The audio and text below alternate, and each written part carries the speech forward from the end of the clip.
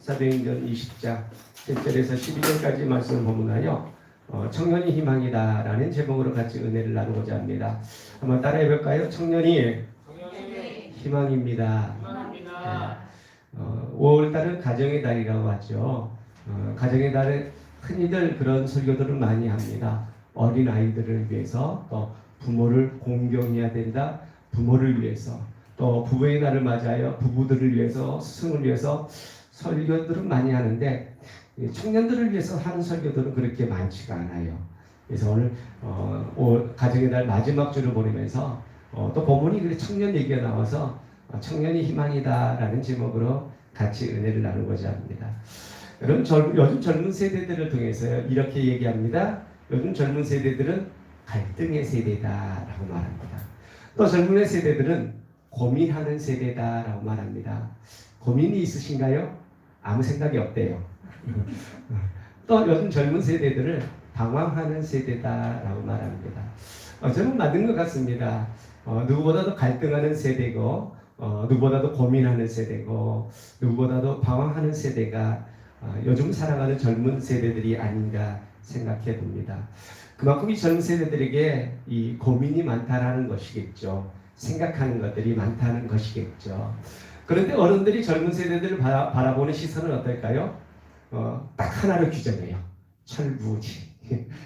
그래요. 어른들은 이 젊은 세대들을 보면은 이렇게 철부지 같다라는 그 생각에서 벗어나지 않아요. 그런데 보세요. 어른들이 생각하는 만큼, 어른들이 고민하는 만큼 이 젊은 세대들도 똑같이 생각하고 똑같이 고민하고 있다는 것을 여러분 기억할 수 있게 되길 바랍니다. 그렇습니다. 어떤 사람들은 젊은이 같은 노인이 있고 노인 같은 젊은 세대가 있다라고 말합니다. 노인 같은 젊은 세대들은 어떤 세대들일까요? 나이는 젊은 세대들이지만 생각하는 것이 좀 고루하고 또 틀에 박혀 있고 늘 그 상태에 머물러 있는 어른 같은 사람들, 노인 같은 젊은 세대다라고 말하죠. 여기에 비해서 젊은이 같은 노인들은 어떨까요? 제가 저런 나이는 별로 많지는 않지만 이제 30 조금 넘었다고 했죠. 그런데 제가 그렇게 얘기했더니 거짓말이라고, 거짓말하지 말라고 그러더라고요. 제가 30 안 됐다고 안 했잖아요. 그렇죠? 30 넘었다고 분명히 얘기했는데 이게 뻥이래요. 저 거짓말 안 했습니다. 그러니까 많고 적음의 차이가 저 기준을 두지 않았기 때문에 제가 30을 조금 넘었어요. 이 조금이라는 숫자가 우리가 영원히 살 숫자에 의하면은 10년, 20년, 30년, 100년조차도 조금일 수가 있죠. 그런 의미에서 저는 이제 30 조금 넘었어요. 믿으십니까? 대답하라. 네, 그렇습니다. 이렇게 30이 조금 넘은 저에게도 이렇게 몸은 이제 점점 나이가 먹어가지만 생각은 아직도 20대에 머물러 있는 것 같아요. 그래서 이 청소년들을 보면은 내 안에서 뭔가 끌어오르는 게 있고, 이 청년들을 보면은 같이 놀고 싶은 그런 마음들이 내 안에 있어요. 한마디로 말하면 젊은이와 같은 노인은 아니에요. 젊은이와 같은 어른이다라는 것이죠.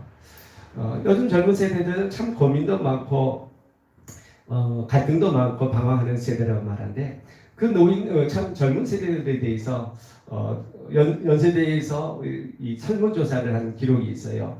요즘 젊은 세대들은 어떤 생각을 가지고 있을까? 여러분, 젊은 사람들이 어떤 생각을 가지고 있을 것 같습니까? 바르고, 그다음에 정직하고, 공의로운 생각을 가지고 있을까요? 우리가 기대한 것만큼은 아닌 것 같아요. 결론이 이렇게 나왔어요. 요즘 젊은이들은 국가나 세계 평화보다는 개인의 행복을 더 많이 추구하는 것 같다라고 설문조사 결과가 나고요. 또 종교적 신앙 문제보다는 물질적인 풍요에 더 관심을 많이 가지고 있다라는 결론을 냈습니다. 또 부모의 사랑이나 형제간의 우애를 생각하기보다는 이성에 대한 관심과 생각이 더 많다라고 말합니다. 무슨 말인가요? 하나같이 생각하는 것들이 자기 개인적이고 주관적이고 조금 이기적인 생각이 들어차 있다라는 것이죠. 그런 의미에서 우리 교회 청년들이야말로 저는 너무나도 감사한 일이에요. 세상의 젊은이들은 그런 개인적인 생각을 가지고 있을지 몰라도 이처럼 아침 일찍에 나와서 하나님 전에서 예배드리는 것, 하나님께 내 삶을 드리겠다고 고백하는 모습입니다. 내가 하나님의 자녀로서 이 땅에 살아가겠다는 것은 하나님의 뜻을 위해서 세상 가운데 정의롭고 공의롭고 예수님께서 이 땅에 오셔서 살아갔던 그 모습을 통해서 섬기며 나누며 살겠습니다라고 고백하는 모습 얼마나 귀합니까? 그래서 저와 여러분은 우리 청년들을 위해서 더 많이 기도해야 될 것이고, 그래서 제목이 청년이 희망이던 것처럼 저 청년들에게 희망을 선포하고 희망을 나눠줄 수 있는 저와 여러분 모두가 되어야 할 것입니다. 그럼 청년들은 어떤 특징이 있나요? 청년들은요, 도전정신을 가지고 있어요. 도전정신이 뭐죠? 늘 새 사람에 대한 꿈과 비전이 있다는 것이죠. 내 앞에 어떤 장애물이 있으면은 그 장애물을 마다하지 않습니다. 그 어떤 장애물을 피하려고 하는 것이 아니라 부딪힙니다. 사랑하는 여러분, 우리의 믿음이 여전히 그렇습니다. 저와 여러분의 믿음은 피해서 되는 일 아닙니다. 반드시 저와 여러분에게는 장애물도 오고 어떤 험난한 길도 고난도 반드시 옵니다. 여러분, 그것을 피하려고 생각하지 마시고 그것을 이겨낼 수 있는 힘을, 믿음을 달라고 여러분 기도하시기 바랍니다. 청년들의 정신은 여기에 있습니다. 도전정신, 개척정신, 어떤 환경 가운데서도 앞으로 나아가려고 하는 그런 정신들이 청년들에게 있죠. 두 번째, 청년들의 특징은 어디에 있습니까? 청년들은 과거에 머물러 있지 않고 미래를 향해 나아간다는 것입니다. 어른들은요, 입에 달고 하는 말이 있죠. 옛날에 나는 이랬었는데, 저만 그런가? 옛날에 이랬었었는데, 그런 얘기들 참 많이 해요. 과거에 그랬다라는 거예요. 이 말은 지금은 여전히 내 생각이 과거에 머물러 있고 미래를 바라보지 않는다라는 거예요. 그러나 청년들은 앞으로 이제까지 살아온 날보다 앞으로 살아갈 일들이 훨씬 더 많죠.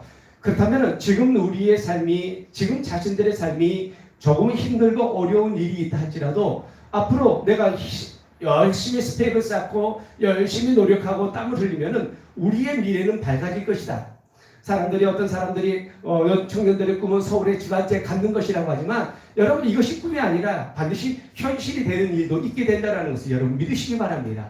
우리 청년들은 이것을 꾸는 자들이에요. 여러분, 유옥정이라는 노인이거든요. 지금 77세인데 옛날 충북 도립대학교 학장님이 계셨어요. 이 도립대학교 학장님이 65세 때 정년을 하는데 정년 한 해를 앞두고 대학교 입학을 합니다. 사회복지학과 입학을 합니다. 음성에 있는 꽃동네 복지대학에 입학을 해서 노인복지를 전공을 하게 됩니다. 여러분, 6세, 5세가 되면 인생을 정리하고 마감할 때이잖아요. 그런데 이제까지 자신이 학장으로 살았고 교육에 열심히 헌신해서 이제 자신의 삶을 정리하고 준비해야 될 그런 상황임에도 불구하고 대학교 1학년에 들어가서 다시 새로운 미래를 준비합니다. 그래서 결국은 그것을 공부하고 자신의 남은 인생을 노인복지를 위해서 살겠다고 결단하더니만 몇 년 전에는 충북 사회복지 대상을 받았던 사람이 바로 유옥정이라는 사람입니다. 여러분, 우리 나이는 어떤가요? 지금 70세가 넘으셨나요? 60세가 넘으셨나요? 아무도 없네.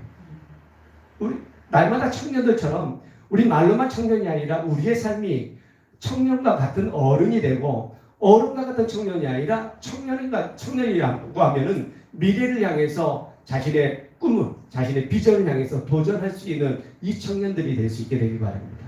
세 번째로, 청년들은 어떤 특징을 가지고 있나요? 우리 기성세대가 완성품이라고 하면은 청년들은 미완성품. 다시 말하면 살아가다 보면 실수도 많이 하고 실패도 많이 하는 세대가 바로 청년들이라는 것이죠. 여러분, 청년들은 그렇습니다. 실수 많이 합니다. 실패 많이 합니다. 그렇다면 어른들은 여기에 대해서 어떻게 반응해야 될까요? 실패했다고, 실수했다고 야단치고 큰소리 쳐야 될까요? 아니에요. 늘 이 실패와 실수를 통해서 자신을 키워가는 것입니다. 성장한다는 것입니다. 그러므로 오히려 실패하고 실수하고 그 자리에서 넘어져 있을 때 힘을 주고 용기를 주고 그 손을 잡아 일으켜줄 수 있는 어른들이 돼야 된다는 것을 여러분 기억하시기 바랍니다. 살다 보면 실패할 수 있어요. 여러분, 절대로 두려워하지 마시기 바랍니다. 오히려 실패를 거울 삼아서 많은 사람들이 승리했고 많은 사람들이 성공했다는 것을 볼 수 있습니다. 성경의 인물들도 보세요. 그 사람들이 그냥 되어지지 않았습니다. 하나같이 온전한 사람들이 없었어요. 과거에 실패했었고 과거에 실수했었고 때로는 넘어졌었고 때로는 큰 죄를 지으면서도 그럼에도 불구하고 그 넘어진 그 자리에서 머물러 있지 않고 그 실패와 실수와 그 자신의 그 연약함을 통해서 딛고 일어나서 마침내 승리했다는 것을 여러분 기억하시기 바랍니다. 이게 바로 청년들의 특징입니다. 그렇다면 우리의 청년들은 어떻게 해야 될까요? 이것을 우리는 인정하고서 이것을 인식하고서 청년들을 위해서 더 힘을 주고 더 청년들을 위해서 더 용기를 주고 그들을 이끌어갈 수 있는 저와 여러분이 되기 바랍니다. 오늘 저와 여러분이 읽은 본문을 보면은 초대교회에 어떤 일들이 나오죠. 사도 바울이 복음을 전합니다. 말씀을 강론하는 그곳이 드로아라는 곳이었죠. 교회에서 복음을 전하는데 얼마나 많은 사람들이 모여 있었냐면은 층마다 가득 찹니다. 그렇죠? 사도 바울이 3차 선도 여행을 마치고서 복음을 전하는데 이 사도 바울의 강론을 사도 바울의 강의를 들을 기회가 별로 없었다라는 거예요. 그렇죠? 어떤 유명한 신학 교수님이 우리 교회에 와서 강의를 한다고 하면은 밖에 프랜카드 붙여놓는다고 할 때 그분에 대해서 아는 사람들은 몰려올 것입니다. 그리고 그분의 말씀을 듣기 위해서 때로는 녹음도 할 것이고 때로는 메모대에 가면서 그분의 강의를 내 가슴속에 새기려고 노력하게 될 것입니다. 지금 그런 상황이에요. 보세요. 7절에 그 주간의 첫날에 우리가 떡을 때려 모였더니 바울이 이튿날 떠나고자 하여 그들에게 강론할세. 바울이 지금 강의하고 있어요. 강의하고 있는데 얼마 동안 강의했나요? 밤중까지 강의했다고 말합니다. 그런데 밤중까지라고 말하지만 실제로 보면은요, 그 다음날 아침까지 했었어요. 무려 10시간이 넘는 시간 동안 강의를 했었어요. 그런데 이때 유두고라는 청년이 3층 이 창가에 앉아 있습니다. 그러다가 너무 오랫동안 강의가 진행되고 한번 지금 말하면은 제가 너무 오랫동안 설교를 하는 거예요. 그러니까 사람들이 꾸벅꾸벅 졸고 있어요. 졸고 있다가 여기는 창문가에 앉아있는 사람이 없으니까 의자에 앉아있다가 그 옆으로 툭 떨어졌어요. 그래 머리가 땅에 박아가지고 죽었다라는 거예요. 죽었다라는 거예요. 누가? 바로 청년 6.25가. 왜 죽었을까요? 왜 그에게 이런 일이 있을까요? 거기에 대해서 같이 은혜를 나누고자 합니다. 그는요 바로 진지하게 예배 드리려고 하는 마음의 준비가 안 됐다라는 거예요. 여러분 1층, 2층, 3층 많은 사람들이 몰려들어서 바울의 강론을 듣습니다. 그렇다면은 내가 어떤 예배를 참여하기를 원한다고 하면은 우리는 시간이 다 돼서 오면은 이미 가득 차버려요. 가득 차버려요. 그렇다면 그 시간이 맞춰지기 전에 미리 와서 준비한다라는 것은 내가 그 강론에 대해서 그 예배에 대해서 사모하는 마음이 있다라는 것을 보여주는 것이죠. 여러분 예배는 언제 시작되는 것이죠? 예배가 언제 시작돼요? 찬양하면서부터 예배는 시작이에요. 우리가 보통 아침 일부 예배는 7시 시작하는 게 맞아요. 7시 제가 45분, 55분에 찬양을 시작하거든요. 55분에 나와서 찬양을 시작하면 그때부터 우리 예배는 시작되는 거예요. 말씀 사도신경이 10분에 시작한다고 해서 10분에 시작되는 것이 아니라 벌써 찬양이 시작하면서부터 예배는 되어지는 거예요. 사람들이 많다 보면은요, 앞에서부터 앉게 되지만은 나중에는 자리가 꽉 차서 밖으로 나가게 되고, 계단에도 앉게 되고, 여기에 창문이 있다면 창문에 걸터 앉을 수도 있다라는 거예요. 여러분, 어떤 사람이 예배를 사모하는 자이고, 어떤 사람이 바울의 강론을 사모하는 사람이었을까요? 앞에 앉은 사람이죠. 자리에 앉은 사람이죠. 6.25는 그런데 어디에 앉았다고 그랬죠? 바로 창에 걸터 앉았다라는 거예요. 물론 너무 많은 사람이 와서 그럴 수도 있겠지만은 그에게 다른 사람보다는 예배에 대한 집중도 예배에 대한 사모하는 마음이 결코 크지 않았다는 걸 보여주는 거예요. 여러분 우리에게 이게 필요해요. 어떤 예배든 먼저 사모하는 마음이 있어야 될 것이고 사모하는 마음이 있는 사람들은 미리 와서 준비하고 미리 와서 기도하고 있다는 것을 우리는 깨달아야 할 것이에요. 이거에 이건 필요했다는 거예요. 요즘 젊은 세대들이 그래요. 그렇다는 거예요. 많은 사람들이 11시에 예배하면 11시 닥쳐서 와요. 이것은 우리 교회뿐만 아니라 제가 큰 교회 있을 때도 청년들을 보면은 그 시간 닥쳐서 와요. 여러분 찬양할 때는 사람들 별로 없어요. 그리고 사도성경이 들어가고 묵도성이 들어가면 그때부터 사람들이 들어오기 시작해요. 그뿐입니까? 성전에 와 있음에도 불구하고 자리에 앉지 않아요. 밖에서 커피를 마시고 밖에서 사람들하고 이야기하면서 사도신경 하기 전까지 들어오지 않아요. 그러면서 그때서 커피잔을 들고서 한 사람 한 사람 들어오기 시작해요.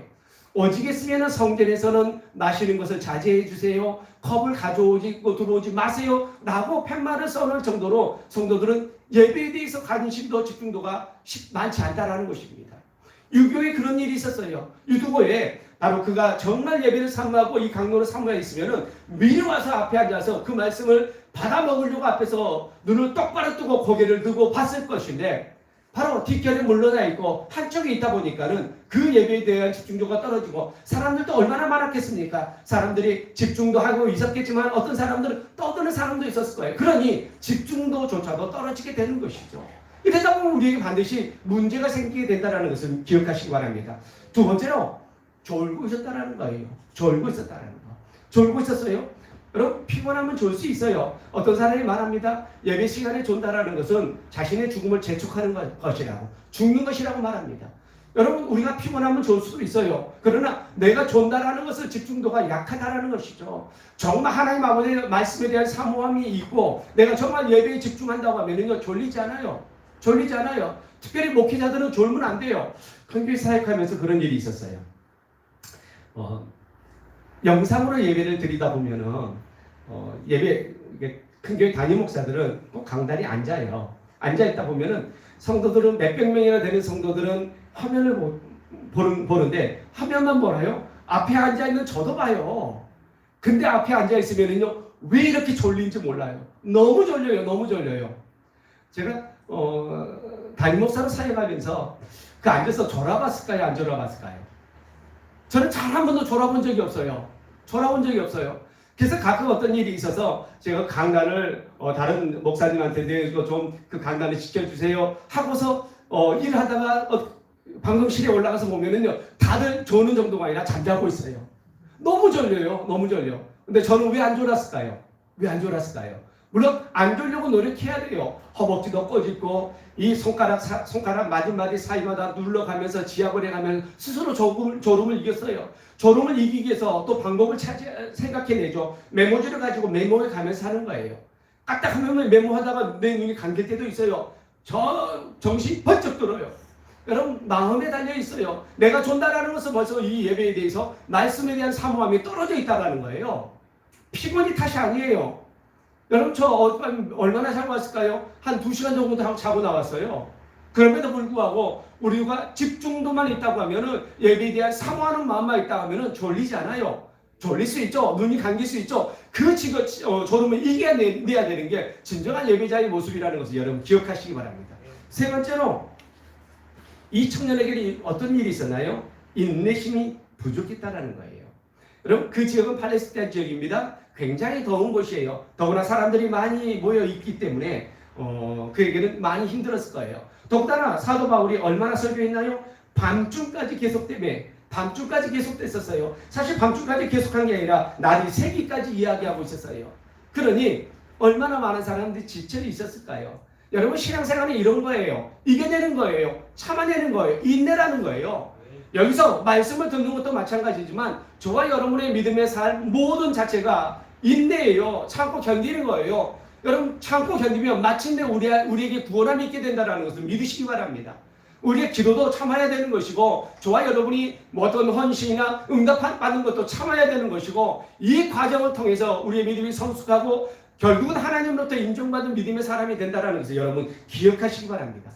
이 유두보가 처음부터 졸았을까요? 아니었을 거예요. 그러진 않았을 거예요. 그 여치 다가오는 힘들고 피곤함이 몰려오는 그 눈꺼풀을 참아내야만 되는 거예요. 우리에게는 이런 일이 있어요. 어떤 문제에 대한 해답, 어떤 기도에 대한 응답 되어질 때까지 왜 안 해주냐고 원망하고 불평하는 것이 아니라 될 때까지 참고 인내하고 견디는 거, 이것이 바로 진정한 믿음의 삶이라는 것을 여러분 기억하시기 바랍니다. 어쨌든 청년들에게 부족한 게 이런 것 같아요. 어떤 일이 있으면은 버럭하죠. 여러분 언젠가 이런 일이 제가 읽은 기억이 나는데 지하철을 타고 가는데 청소년이었어요. 15살 먹은 청소년이 노약자석에 앉아 있었나 봐요. 그런데 어떤 노인분이 와서 노약자석에 앉아 있는 그 청소년에게 야단을 쳤어요. 그리고 세정거장인가 갔는데 그 노인분이 거기 앉아 있다가 일어나서 나갔어요. 내릴 전철역이 돼서. 그런데 거기에 앉아있던 그 청소년이 그 노인을 따라간 거예요. 자기가 내릴 역이 아님에도 불구하고. 그리고 나서 그 노인을 뒤쫓아가서 노인이 계단을 올라가서 위에 올라갔는데 그 위에서 이 노인을 밀어버렸어요. 과연 이 청소년이 그 노인을 죽이려고 했을까요? 아니에요. 순간적인 그 분을 참지 못해서 밀어버린 거예요. 결국 이 노인이 어떻게 됐을까요? 죽었어요. 병원에 가서 응급실 가서 수술도 받았지만 결국 죽고 말았어요. 무엇인가요? 참지 못한다라는 거예요. 요즘 젊은 세대들의 특징이 화가 나면 참지 못해요. 뭔가를 해야 돼요. 가정이 깨지는 이유도 어디에 있을까요? 참지 못해서 그러는 거예요. 순간적인 순간적인 분노를 참지 못해서 이런 일들이 있다라는 거예요. 여러분, 이게 바로 젊은이들의 모습이고, 이런 인생을 통해서 그 인생이 실패로 돌아가게 된다는 걸 여러분 기억하시기 바랍니다. 왜? 제가 오늘 이 아침에 청년이 희망이다라고 하면서 이렇게 유튜브를 통해서 부정적인 얘기들을 할까요? 이게 바로 청년들의 현실이기 때문에 저와 여러분은 진정한 청년들이 희망이 되어지기 위해서는 우리가 기도해야 되고 그들을 더 많이 섬겨줘야 된다는 것입니다. 우리 교회 청년들이 몇 명이나 있을까요? 그 숫자가 중요하지 않아요. 단 한 명이 있다 할지라도 우리 그들을 품어줘야 되고 그들을 섬겨줘야 되고 그들을 위해서 기도하면서 그들과 함께 손을 잡고 나아갈 때 정말 우리가 말로만 구호로만 청년이 희망이 아니라 진정 청년들이 이 땅의 희망이 될 것이고 우리 교회의 희망이 될 것이고 하나님 나라의 미래가 된다는 것을 여러분 믿으시기 바랍니다. 그런데 이것보다 더 중요한 것이 있어요. 저와 여러분이 청년이 희망이다라고 하면서 청년들을 섬기고 그들에게 꿈과 비전을 심어주고 그들에게 용기를 주고 그들의 손을 붙잡아주는 것도 중요하지만 더 중요한 것은 청년들이 스스로가 희망이 되는 거예요. 청년들이 스스로가 꿈과 비전이 되는 거예요.